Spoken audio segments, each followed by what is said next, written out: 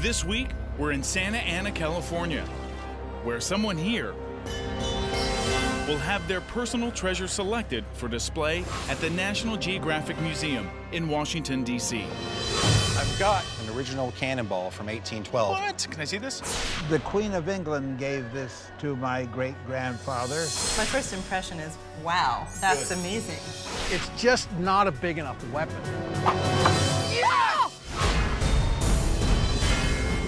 I'm Curt Doussett. I'm Kinga Phillipps. We're searching the country for items with fascinating history. This is George Washington's actual signature. This was possibly made by Thomas Edison. This is the gun that killed Alexander Hamilton. And objects with unexpected value. Between $20,000 and $25,000. Oh my God. $80,000.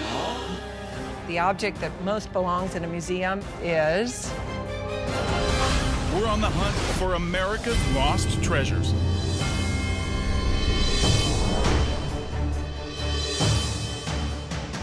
We've invited people from all over Southern California to bring their personal artifacts to the Bowers Museum. We've been sailors in my family ever since Captain Simeon Clow of Yarmouth, Maine put to sea. This is my family story. This is from 1816. My husband's ancestor has a permit to have a tavern in his home, which is kind of interesting. I don't know if they do that nowadays. There's a lot of history behind this gun that I'd really like to find out, since it's been in my family for 5 generations. We're teaming up with the experts here. Must be Peter. Peter Keller, president of the Bowers. It's a pleasure to welcome you. Pleasure. To determine which of these items belong in a museum. Oh my gosh, look at all this stuff. Everyone, welcome to America's Lost Treasures. Kinga and I are going to take a look at the items that you've brought in. And we're going to get to know your stories as well. Some of your objects will be selected for further investigation. And at the end of the week, one of you will be chosen to share your treasure with the world at the National Geographic Museum.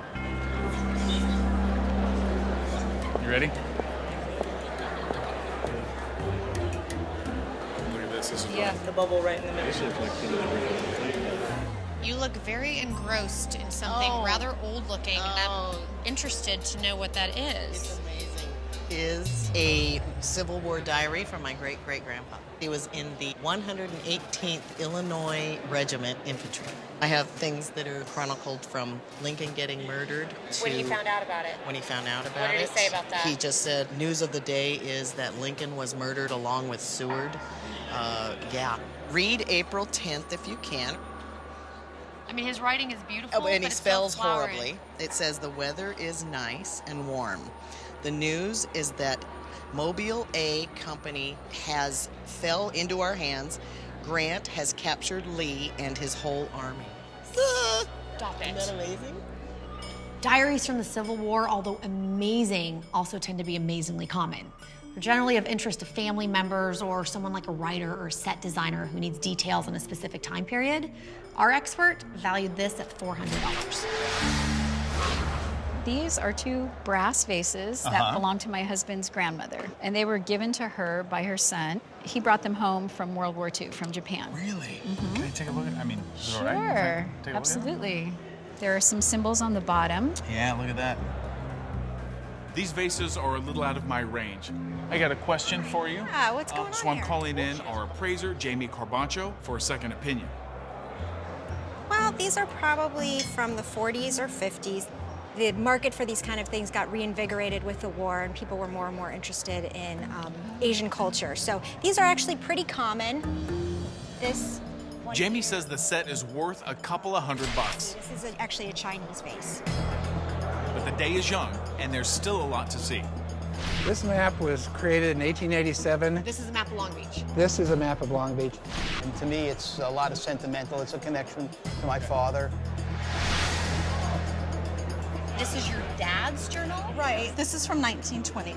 You've got a purse here, a man purse. Well, not exactly. What's inside Oh is my the gosh. important thing. Here, let me hold this. Oh, thank you. I've got what I believe to be is an original Cannonball from 1812. What? Can I see this? So says my aunt. I was at her place last Christmas, and she showed this to me. She's an antique dealer, and this was found in Kingston, Ontario. Okay. In the Erie Canal, in a lock.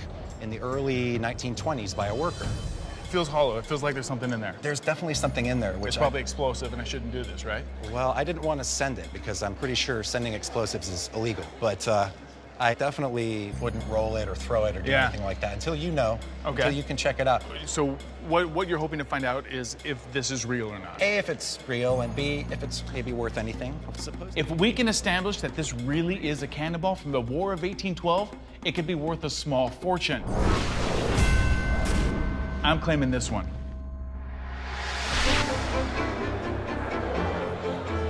That is pretty.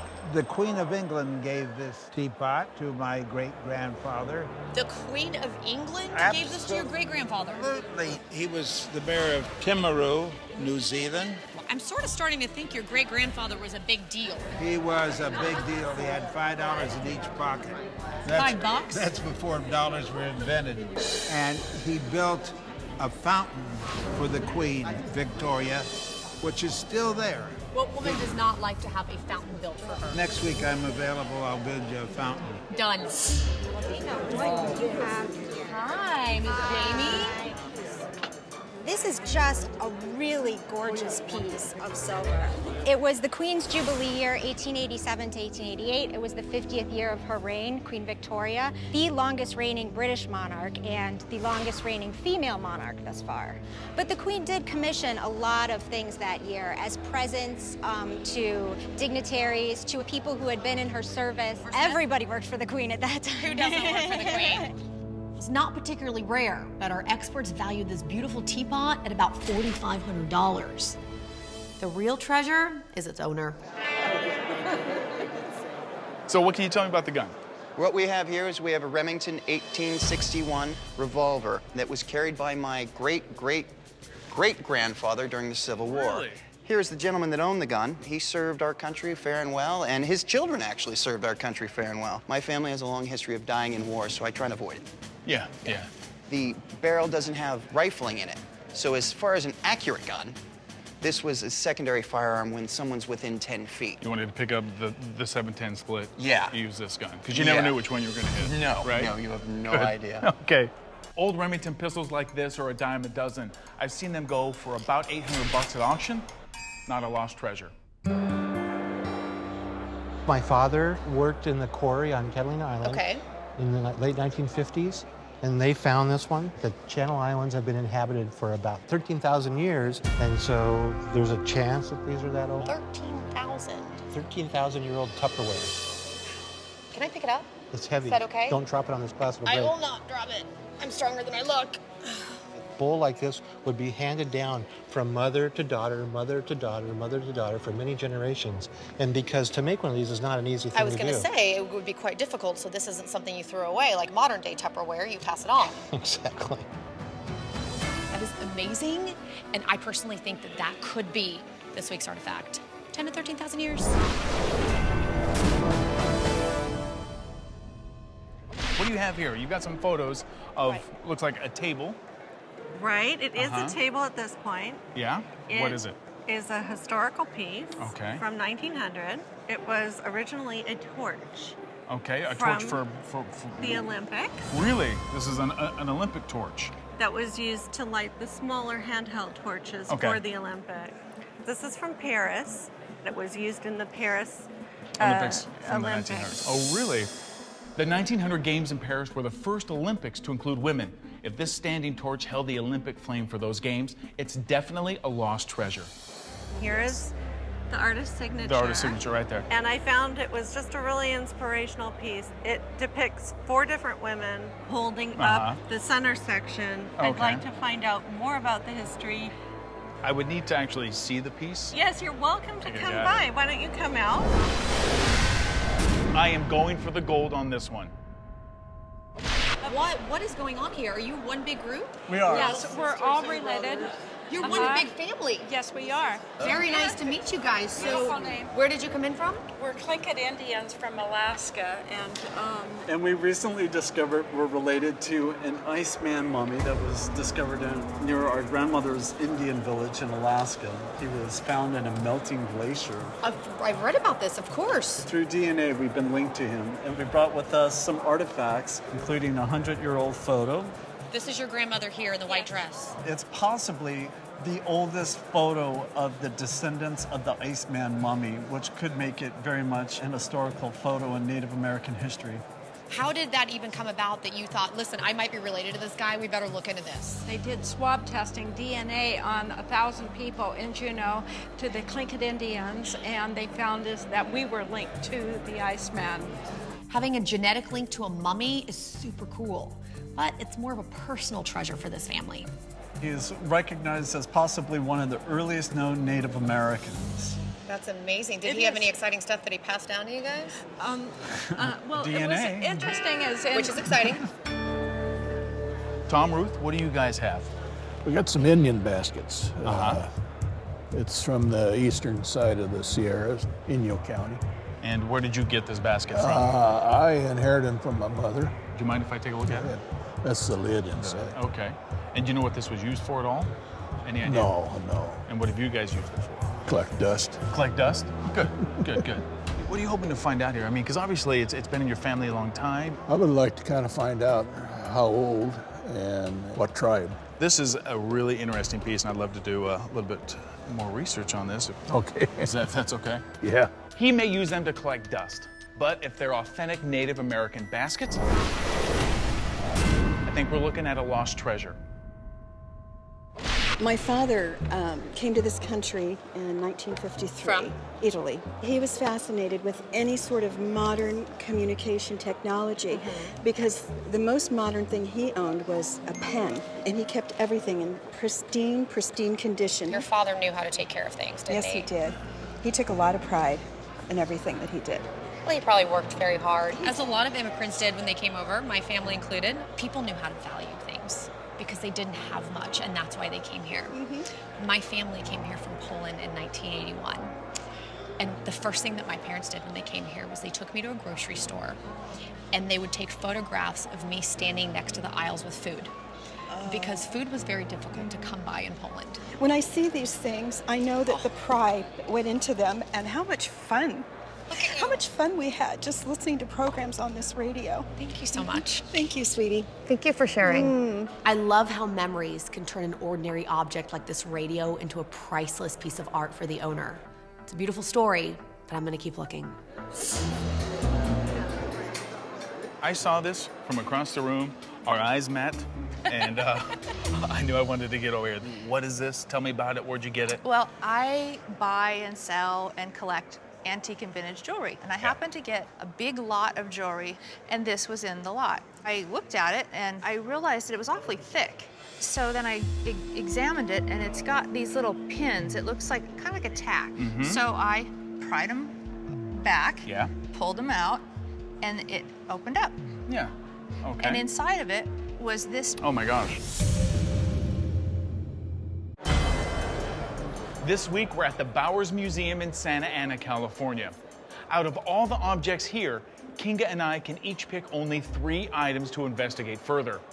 And in the end, only one collector will have their item displayed in the National Geographic Museum.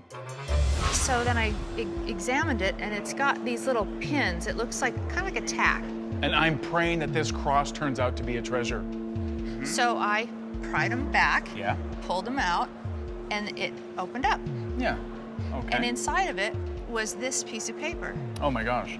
And it was all, see how it's all folded? Yes. It was all bundled up into a little tiny piece. Oh my gosh, this is awesome. Have you been able to identify what the writing is on it? It's a foreign language. Okay. It's written in English letters, but some of the letters are written so oddly that I can't even make out what letter of the alphabet it is. Yeah. The design on the cross appears to be Byzantine, but the writing is not something I'm familiar with. I would love to find out what it says. Maybe it explains why it was in the crucifix. Yes. It's been a mystery. I've had it for about 3 years. Really? And it's been an absolute mystery. I already have 3 items, but how can I pass up this cross? What do you have here? I'd like you to meet my great-great-great-grandfather. This is Captain Simeon Clow. He was born in 1794, and he's a sea captain.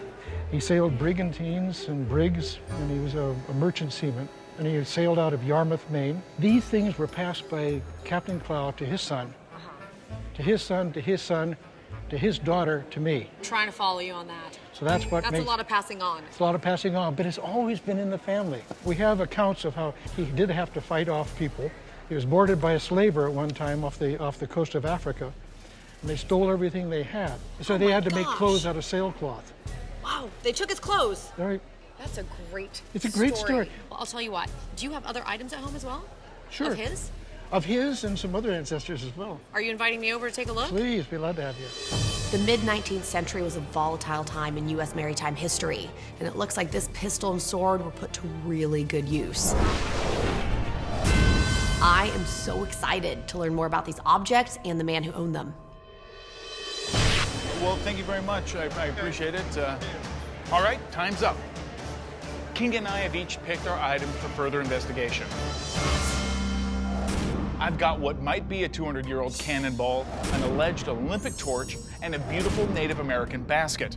And I know I'm not supposed to do this, but I'm also gonna look into that ancient cross. 4 items, Curt? Really? I'm so confident in my picks, I only need 2. The prehistoric stone bowls and the sword and pistol from a 19th century merchant marine. Now it's time to investigate these items further and find out which one is America's lost treasure.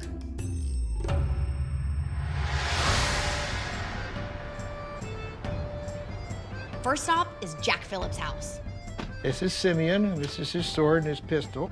Jack says he has lots of documents and other artifacts that will help me establish how important a captain his great-great-great-grandfather was. Dear wife, I suppose by this time you think we're on our way home. But I've been waiting for molasses to fall.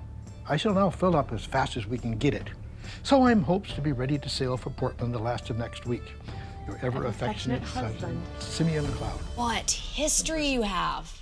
It's not often that you have such a great item and also all this documentation to help establish its provenance. My grandfather was working on this book. He put in a whole page in there about Simeon Cloud's ancestry and a direct connection with Governor William Bradford of Massachusetts. One of the original pilgrims that came across on the Mayflower. Well, yeah, sort of the original illegal immigrant. That's right. The original illegal immigrant. Well, hey, let's be real. I love that. Wow, this guy was the descendant of a pilgrim. Anything that is connected to him has significant historical value. May I? Please. You see how it's nicked here? Yeah, what? I bet there's a story behind that. I don't know I what bet it there is. is too, because it almost looks like 4 intentional nicks. I'm wondering if Captain Clow was really fighting pirates with this thing, or if maybe it was just decorating his wheelhouse. I need to take this sword to an expert. Thank you so much. I will take good care, I promise. I'd shake your hand, but I can't. I'm holding Thank you. Clow. Take care.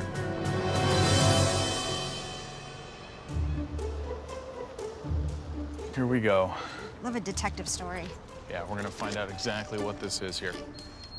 Oh, hi. Karen, hi, how you doing? How are you? Just right in here. Oh, I'm bringing my appraiser, Jamie Corbancho, out to see Karen's table, which Karen thinks is made from a torch used in the 1900 Olympics. Okay, here it is. And here it is. It's currently used as a table, I obviously. see that. Grab the, just kidding, I'll place it right there.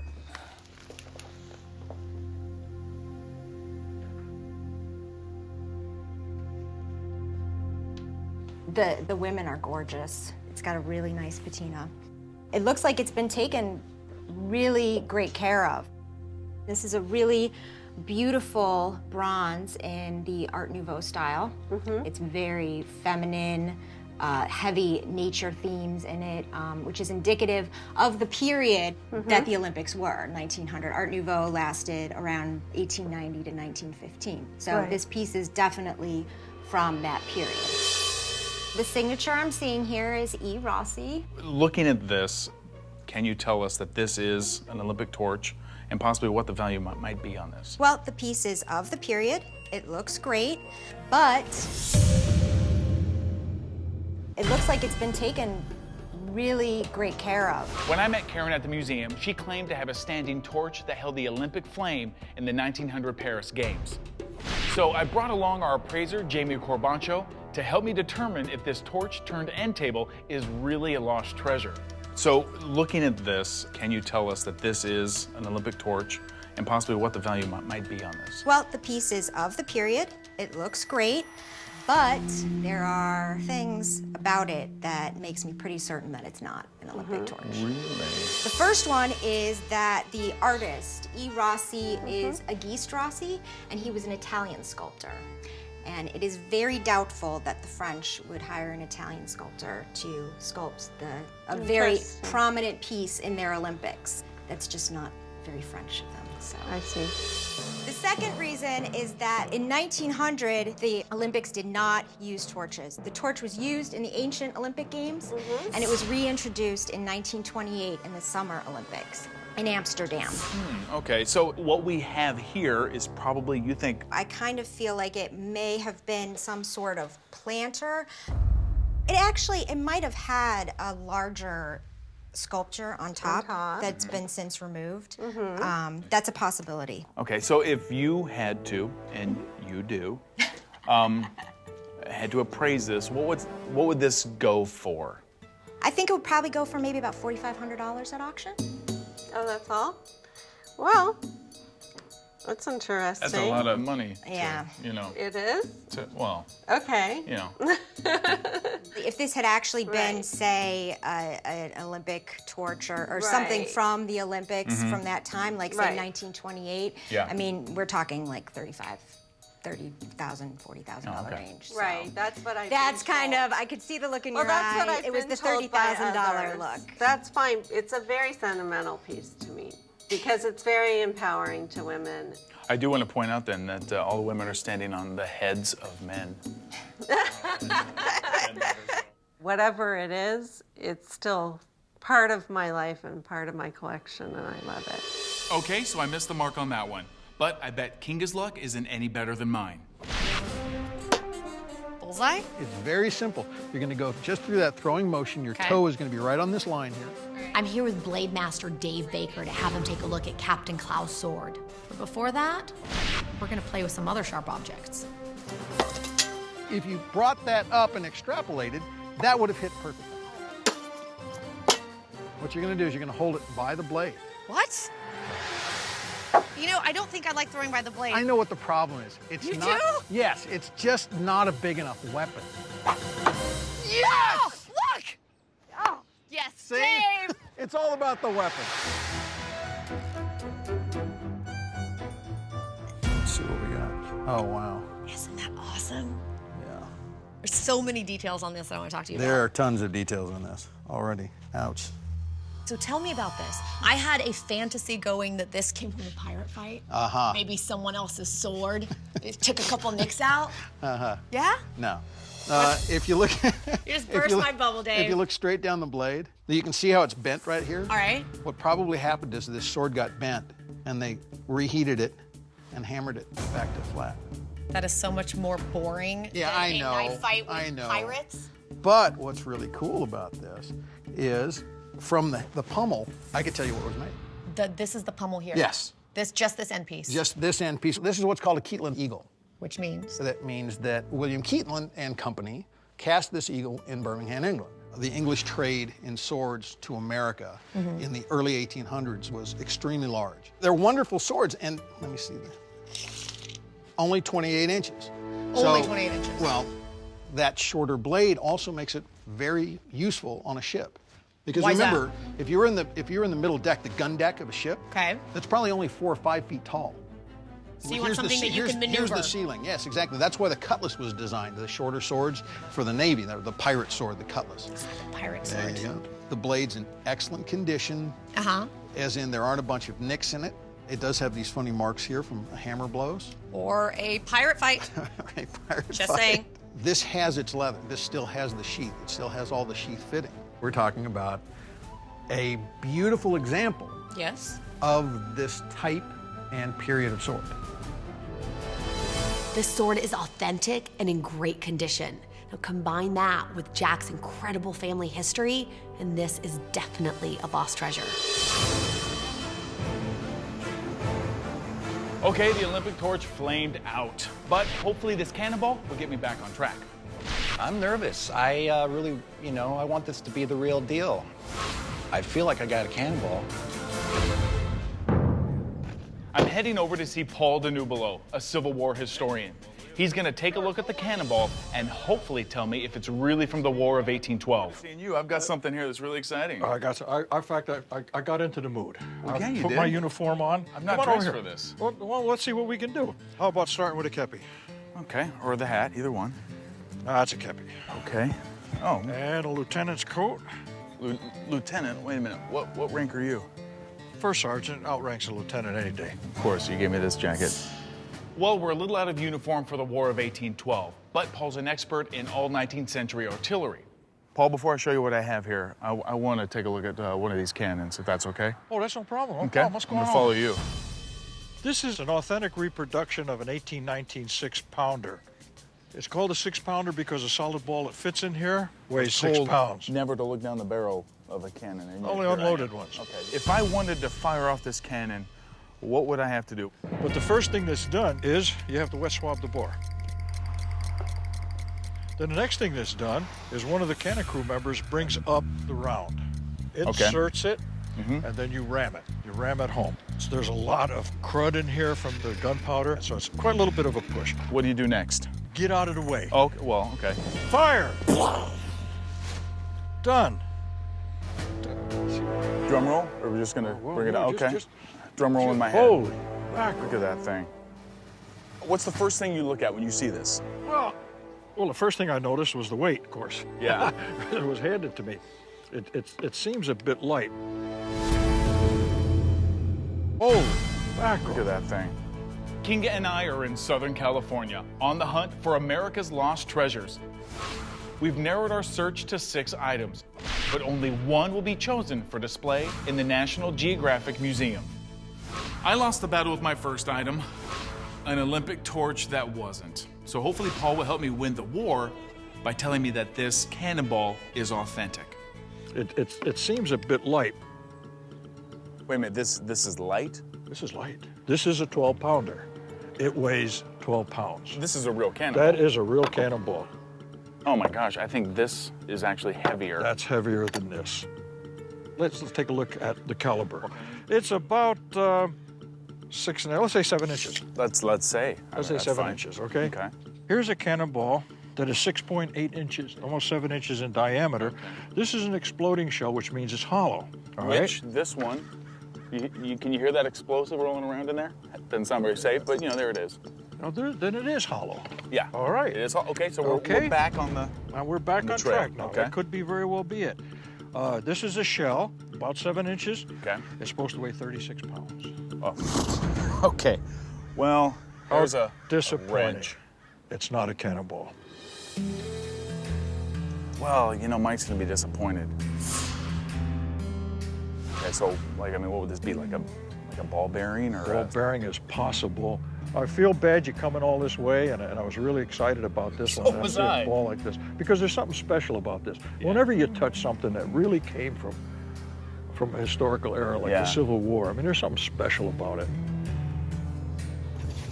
All right, thank you very much. Appreciate by. it. All right, well, that just didn't quite work out like I had hoped.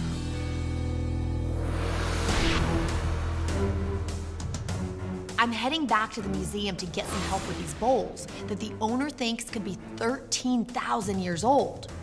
I'm really excited to see how old they are and where they've been and what they know. I've been given special access to the private collection storage at the Bowers Museum. Hi, folks. Experts Jack Bryant and Jennifer Ring will tell me if these are authentic Native American bowls. Oh, yeah, those are beauties. I'm gonna pass them up to you. And one more. We had a gentleman bring these in. He said that one was found by his uncle and one by his father. Well, these 2 bowls that we've pulled out are from the permanent collection at the Bowers. Okay. Looks really similar. It looks really similar. All right, we're moving in the right direction. Well, these are definitely steatite bowls, okay, which is a type of a soapstone. These are very typical of Catalina Island steatite. That's great, because this is where Tony told me he found these bowls. The only place that steatite is found in the Southern California region is out there on Catalina Island. How long did it take a family to make a bowl like this for their use? The process that they go through, I'll real briefly show you, is that they'd go to the deposit. and they would look at the rocks and they would try to imagine the bowl in the rock. Visualize the bowl, step one. And then they would start taking a rougher stone and rubbing it like this until you have this mushroom shape.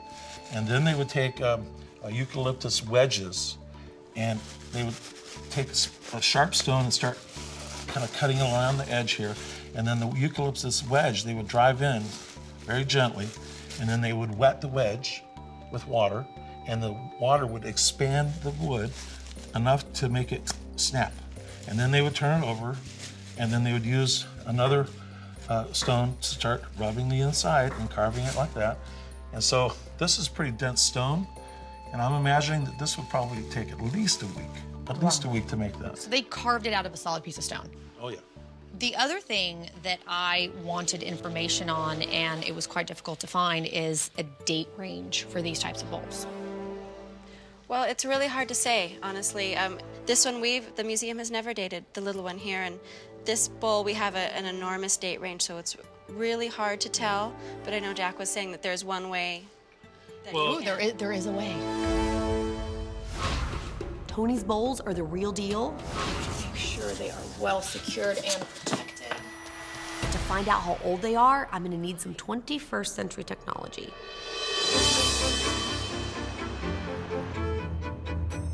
I chose the crucifix locket because it looked like it was so old. And then when she told me that it had a note inside of it, and I thought, this is an item I have to get a hold of. When Curt can find out the information on it, it's just gonna be so exciting. I just can't wait to find out what it's gonna be. Based on the style, Catherine's cross could be from the Byzantine era, which could make it hundreds of years old. I'd know exactly where to go for more information. I'm Curt. Sharon, welcome to the Special Collections at UCLA. Thank you. I brought something really, really cool. Do you want to take a look at it here? Let's Do you want to go go inside. This is a special room where UCLA has its most hidden treasures. Awesome, and we get to go in. Absolutely. This is amazing. Thank you. I've invited a colleague to meet us. This is Kirsten St. John, who's Kirsten, hi. Paper and manuscripts. Okay. What I have is, it's a crucifix. May I touch it? Please, please. I give you permission. Thanks. And inside the crucifix was this piece of paper that was folded up. My first impression is, wow. Really? That's amazing. I've never seen a cross with any text inside of it. This is really exciting. Really good. Yeah. That's exactly what I wanted to hear. So tell me what we have here. I work on Byzantine art, which is an art form that ends technically in 1453, but the same forms continue up till today. Okay. So this cross, just based on the form of the crucified Christ on two sides, the granulation on the back, the little lobes that are off of the ends of the cross, this is clearly an artifact of Eastern Orthodox origin. Well, the language of the text is Greek. Oh, it's Greek. So do you want to come with me and let me show you something very special in the collection? Definitely. So I'm going to pull out a book that's dated around 1200 AD. Greek letter forms have evolved over the ages. If the style of lettering in Catherine's note matches the style in this 800-year-old text, it can help us pinpoint when this note was written. And because it's so precious, it has to be opened only partially because it's bound very tightly. This is a gospel book, and as you can see, it has beautiful illuminations of the authors of the Gospels. In fact, that is one of the most valuable books in California. This is? Absolutely. And here, look at the letter forms. Oh my gosh. Up next, our investigations come down to the wire. We're trying to get the rock to talk to us. And finally, National Geographic will decide which of our collectors is in possession of America's lost treasure. The lost treasure that will go on display is... So I'm going to pull out a book that's dated around 1200. I'm in the Special Collections Department at UCLA, where I'm hoping to find out that this mysterious cross is really an 800-year-old treasure. And here, look at the letter forms are all written in brown ink. And that's curious to me that it's written in blue ink in the text that you have. When would blue ink have been around? Aniline dyes show up in inks in the mid-19th century, so you start seeing a lot more colorful inks like that starting in the mid-19th century. Okay. Late 1800s isn't as old as I was hoping, but maybe something in this note will give me more information. Now let me see if I can make out any words. This word here looks to me like the word Uranus. Uranus in Greek means to the heavens. And if I read further near it, it looks like a prayer with which I'm very familiar. Really? That's the prayer of the Nicene Creed, one of the most important prayers in the church service, and one that might have been put on a text that was meant to be hidden in a cross. So I think the wearer is gaining a measure of protection from the words of the prayer. Really? Okay. Yeah. Likely, based on the size of the cross, how small it is, the prayer probably belonged to a layperson, I would say. The material of bronze is very common. It's nothing expensive or fabulous. This cross is definitely not a lost treasure, but at least I've got some answers for Catherine. You could spend all day in here, honestly. This is amazing. Come back soon. I will, thank you. Amazing place. This is where the magic happens. And magic it is. Look at all this. I need to see if I can confirm the age of these bowls. And I know a great way to get it, an electron microscope. So this is the microscope here? This is the microscope. So the electron beam's generated in the top here and is accelerated down to the sample here. What is the magnification on this? Right now, we're looking at a little over 3,000 times. What we're looking at is the skin of the rock, and we're looking for evidence of how it might have changed. So we can see this is a very fine-grained stone fragment, and then we can pick an area to zoom up on it. So this area down here looks a little interesting to me. So now we're going up to a much higher magnification. Where are we now? So about 8,000 times. We see a lot of porosity in the stone here, so it's able to take in water. And so this seems, at least this one grain, seems more porous than I expected. What is this telling you about these stone bowls? It's telling me that it appears they've undergone natural weathering processes that we can see at this scale. They're consistent with what we would expect for stone that's been exposed for a significant length of time. Now, Tony told me that he believes these bowls are between 10 and 13,000 years old. Looking at these bowls through our different levels of magnification, would you say that that is a possible age range? I would say that's at the very outer age limit, and from my experience. But that said, they certainly could be thousands of years old. That's incredible. I'm so excited. These bowls are authentic, they have a great connection to Southern California culture, and they are indeed thousands of years old. Between Tony's bowls and Jack's sword and pistol, I'm on a roll. My only problem is going to be deciding which object to present to National Geographic. I'm at the Chumash Indian Museum in the Santa Monica Mountains, where the museum director, Gray Wolf, is going to take a look at my Native American basket. But first, we're going to take a little detour. We have 438 acres. This is a state historical landmark, and it's actually an archaeological site, so the Chumash actually lived here. Are there still artifacts possibly around in this area? Yes, there is. This is something that we want to keep hidden. How often do you bring people down here? Never. Never? Oh, awesome. Okay. And how long ago did you find this? This is about a year ago. I was looking for rocks to take back to the museum, and I happened to see this rock here. So as I started to dig around, it became more apparent that this had been worked. Oh, look at that, yeah. And what this is a bowl that was in the process of being made. This is very rare and probably been here 300 to 400 years. Really? What is so interesting about this is that you always see a finished bowl and pestle, but you never see one in the process of being made. How would they do this? I mean, what would they use to cut through the stone? Oh, antler, piece of antler tip. Oh, really? It's a pretty exciting find. Okay, I'm going to cover this because we want to make sure that nobody stumbles on it. Can I help you do that? Sure. Get some more of this sand down here. Covering our tracks, covering our tracks. Well, this is awesome. What do you guys do here? Well, this is our Chumash village. People have no idea how much work goes into making a basket. We have this material here. This is called juncus. Juncus is a plant that grows out here. And what you want to wind up with is something like this. I'm just going to stick it in. You go in and out, in and out. So what kind of basket is this going to turn out to be, well, besides awesome? This would be a fish trap. So how long would it take to make like a basket like you have down there on the ground? Because this is, obviously my tribe would starve to death. Well, begins at the beginning and ends at the end. There's no time.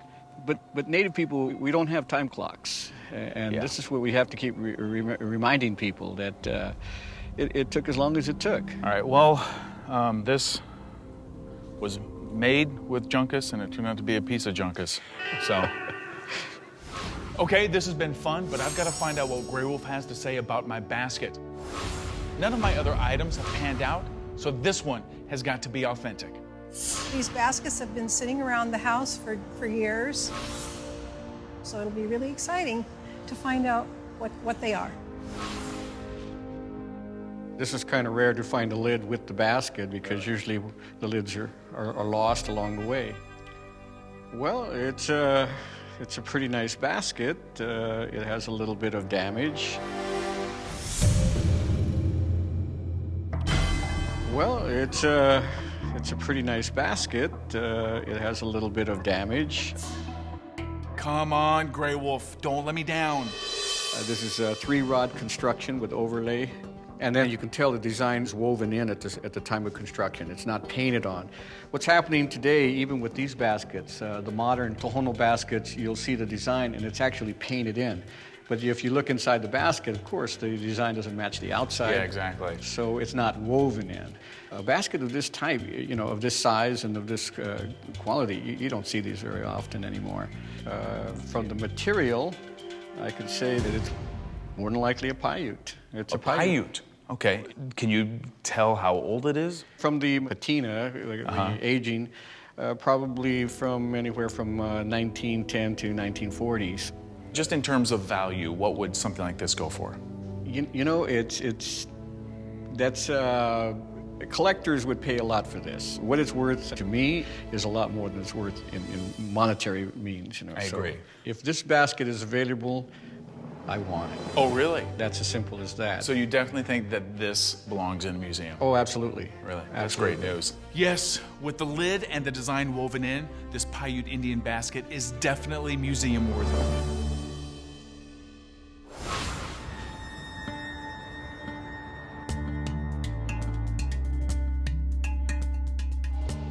Kinga and I are headed back to the Bowers Museum to find out whose item will be put on display at the National Geographic Museum. But first, unfortunately, I have to let a couple folks down. All right, here's what I found out. Good news? No. It's not a cannonball. It's more likely something from like an industrial area, like a ball bearing. So, what you've got here? I'm pretty let down. I was really hoping this would be a real cannonball, a real 1812 artifact. Great to know what it really is. Take care of it. Thank you, Curt. All right, see ya. Bye. My aunt's going to be disappointed. I'm going to have to deliver the news that it's not a cannonball. This crucifix comes from the 19th century. The piece of paper that was inside is written in Greek. It is the Nicene Creed. It's Greek. It's Greek, yes. That's where it's from. Exactly. That being said, it's probably not something that they would put in a museum yet. Let's just wait a few hundred years, then, I want to then we'll keep see. it. Yes. Yeah. Keep it. This is an awesome piece. I give it back to you, and I thank you. Thank for you so letting much me. for all the information. That's Yeah. great to know. I'm so happy that I found out all the information on it, where it was from. It's been a mystery to me for so long, and I'm so glad Curt was able to help me out.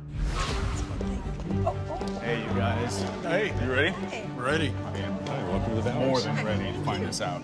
All right, everyone, thank you for joining us. We have some incredible pieces here today, but one of these really, really amazing items is going to go on exhibit at the National Geographic Museum in Washington, D.C.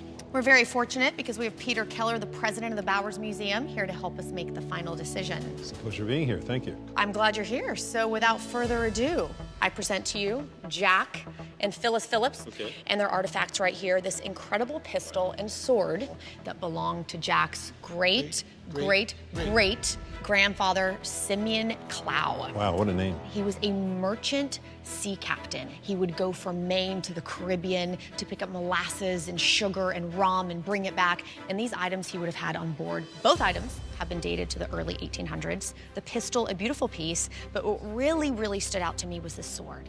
The leather sheath that it's in is all original, as is the hardware on it. It's incredible. So these pieces are both spectacular, beautiful, steeped in so much history. When having that kind of provenance really makes it unique. Okay, Peter, I've had a rough week. I had a 1812 Cannonball. It turned out to be a ball bearing. Yeah. Oh, I hate when that happens. I know, right? And I also had an Olympic torch that turned out to be an urn. But I was able to come across this Native American basket, and we were able to authenticate it as a Paiute basket from the Owens Valley, and it was made probably between the years of 1910 to 1940. Now, it still has its lid, which makes it really rare and actually a little more valuable. It really is wonderful, and it's so rare to see one with the lid. Yeah. The tightness of the weaving is extraordinary. I think it'd probably hold water. Well, before we go any further, I have something to admit. I got a little carried away, but that's because I had such fantastic items to choose from, so I chose a second item. So, Peter, meet Tony. Tony? And Tony has brought in these beautiful stone bowls. These are prehistoric stone bowls found on Catalina by Tony's father. Now, these are coarse sandstone, and they were used by the Native Americans of that time to grind their food, possibly acorns and corn, and also to cook some of their food. So those are an amazing find right here from Catalina, and just beautiful specimens as well, very unique. All of these are amazing treasures, and each tells an incredible piece of American history. But the lost treasure that will go on display at National Geographic in Washington, D.C. is Captain Clow's sword and pistol.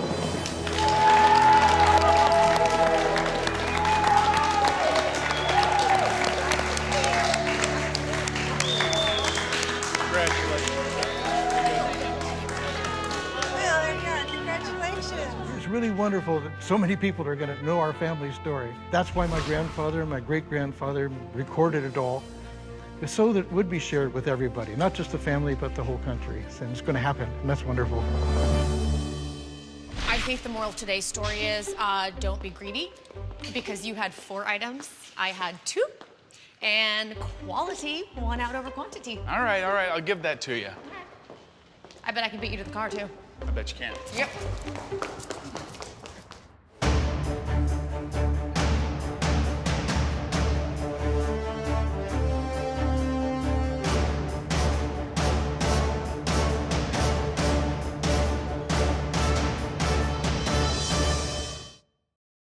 It's original.